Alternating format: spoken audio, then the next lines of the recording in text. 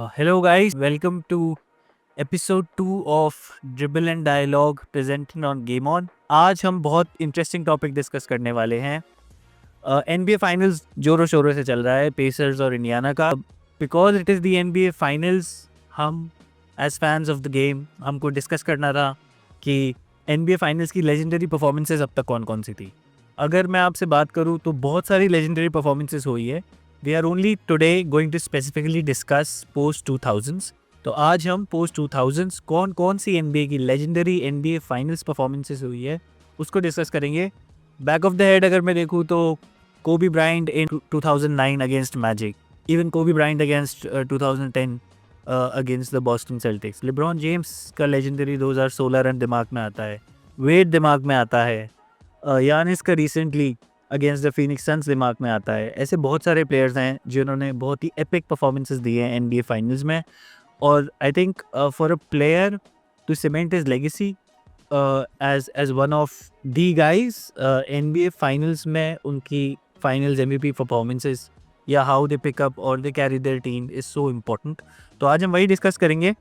आशीष है हमारे साथ आज के एपिसोड में और मैं स्टार्ट करूंगा एपिसोड में। आशीष, तुझसे पूछना 2000 के बाद who has been your favourite NBA finals performance so far? Hello hello guys. यार मुझे लगता है काफ़ी इंटरेस्टिंग टॉपिक आज डिस्कस करने जा रहे हैं हम। गेरा ने काफ़ी इंटरेस्टिंग टॉपिक लेकर आया है ये।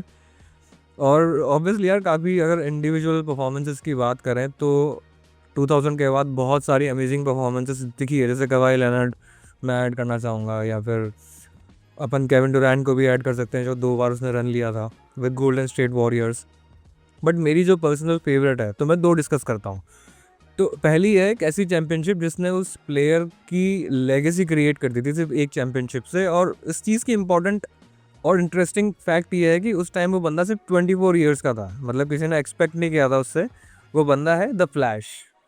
तो उसको अपन बोलते हैं D Wade from Miami Heat. 24 साल का वो बंदा था। डैलस मैवरिक्स के साथ इनका मैच था फाइनल्स का, और ये लोग 0-2 से पीछे थे। तो अपन ने देखा है NBA फाइनल्स में अगर कोई भी टीम 0-2 से पीछे होती है तो मोस्ट ऑफ द टाइम्स बहुत मुश्किल होता है उससे ऊपर उठ के आना, वो भी 24 ईयर्स एक बच्चे के लिए। लेकिन उसने गेम 3 में 42 पॉइंट्स मार के ये प्रूव कर दिया कि नहीं, ही इज़ ऑलरेडी अराइव्ड। उसके बाद 36 पॉइंट्स गेम 5 में, उसके बाद 43 पॉइंट्स, फिर से 36 पॉइंट्स, और 4-2 से वो सीरीज़ ख़त्म करी है। 2-0 से 4-2 पे उस सीरीज उसने खत्म करी है। तो ये सिर्फ एक टाइटल नहीं था उसके लिए, ये एक लेगेसी चेंजिंग आइकॉनिक मोमेंट उसने क्रिएट किया था कि अपने दम पर पूरी टीम्स को उसने जिताना उस टाइम की चैम्पियनशिप। सिमिलरली इस ऐसा एक प्लेयर है इसके लिए मैं आपसे डिस्कस करना चाहूँगा, और मुझे लगता है कि उसके लिए तो काफ़ी लोग शायद बोल सकते हैं अभी तक के टाइम की जो सबसे ज़्यादा डिफ़िकल्ट चैम्पियनशिप जो रही है किसी की, वो रही है डर्क नोविट्स्की की। और ये मैं नहीं बोलता हूँ, काफ़ी सारे NBA पंडित्स बोलते हैं, NBA के प्लेयर्स बोलते हैं कि जब अभी तक का सबसे डिफ़िकल्ट चैम्पियनशिप रन रहा है वो डर्क नोविट्स्की का रहा है। वो रन ऐसा था जिसने स्टार्ट किया था पोर्टलैंड ट्रेल ब्लेजर्स के साथ, उसको उन लोगों ने हराया था। उसके बाद कोबे ब्रायंट जो उस टाइम पर अच्छा परफॉर्म कर रही थी उसको स्वीप किया था। कोबे ब्रायंट की लेकर्स को स्वीप करते हुए वो आया था एक यंग OKC टीम के सामने, Harden, Russell Westbrook and Kevin Durant जो यंग टीम थी उसको उसने हराया था। और फाइनल्स की तो यार बात ही नहीं करनी चाहिए। फाइनल्स में he was against the mighty Miami Heat, the big three, LeBron James, Chris Bosh, D Wade. उस टीम को उसने हराया था। तो मेरे हिसाब से अभी तक की जो डिफ़िकल्ट चैम्पियनशिप्स को अगर अपन रेट करना चाहेंगे तो डर्क नोविट्स्की की championship is one of the difficult championships. तुझे क्या लगता है गिरा कि मेरे दोनों पिक ठीक थे, अच्छे थे, कैसे थे? भाई दोनों ही पिक तेरे काफ़ी अमेजिंग थे, बट मेरा जो पिक है पर्सनली, हाँ। मैं बात करूँगा इनफैक्ट अगर if I have to pick one तो I would pick LeBron James 2016 NBA finals against Golden State warriors.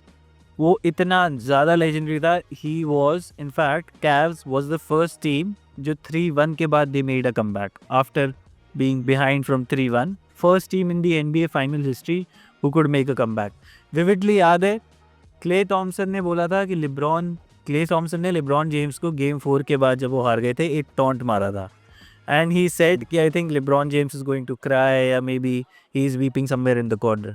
And that was the moment when LeBron James actually switched. Right, he just turned on the switch. अगर उस finals के stats की बात करोगे तो LeBron James in that finals was averaging almost near triple double, उसने average करा था 30-11-9 30-11-9 इन 2019। क्रेजी परफॉर्मेंसेस थी, और उस सीरीज की सबसे ज़्यादा इंपॉर्टेंट बात थी कि यार वो सीरीज एक्चुअली लिब्रॉन के लिए लेगेसी डिफाइनिंग सीरीज थी, because he was going against the mighty 73-9 Golden State Warriors. This was one of the greatest regular season teams all time. So LeBron James going down 3-1 and then uska wo iconic block above Iguodala. Crazy. He literally carried his team. Of course, Kyrie की help थी, Kevin Love की help थी, but it was just LeBron James being the leader. So वो एक बहुत ही ज़्यादा one of the greatest NBA Finals performances में, forget 2000, मैं उसको all time one of the greatest NBA Finals performances में रखूँगा, just because of the leader that he was, just because उसके ऊपर आपने उसने जितने भी उसके blames थे that he kind of chokes in big moments, वो सब उसने उस फाइनल्स में erase कर दिए थे, and legacy defining finals थे LeBron की।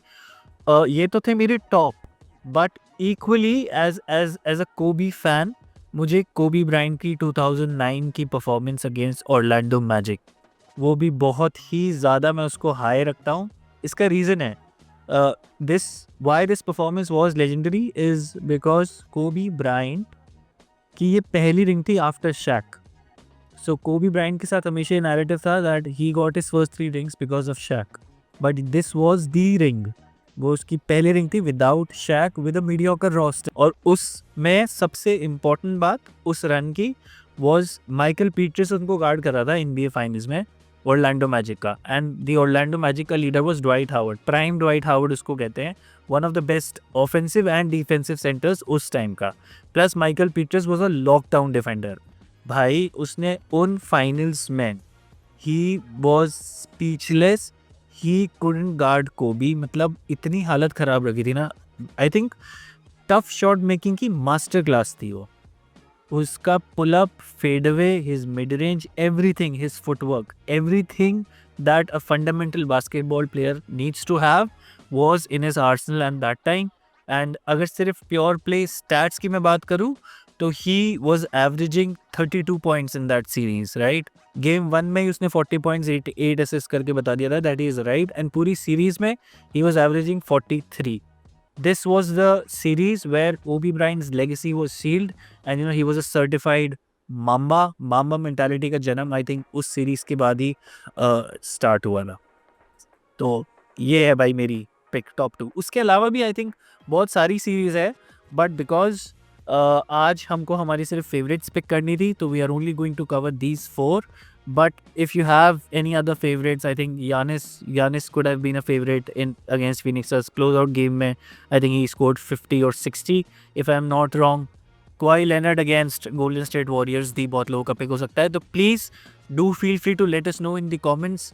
और ऐसे छोटे एपिसोड्स हम आपके लिए इस सीरीज़ पर इंटरेस्टिंग एपिसोड्स और लेते आएंगे। So do please like and subscribe to our channel.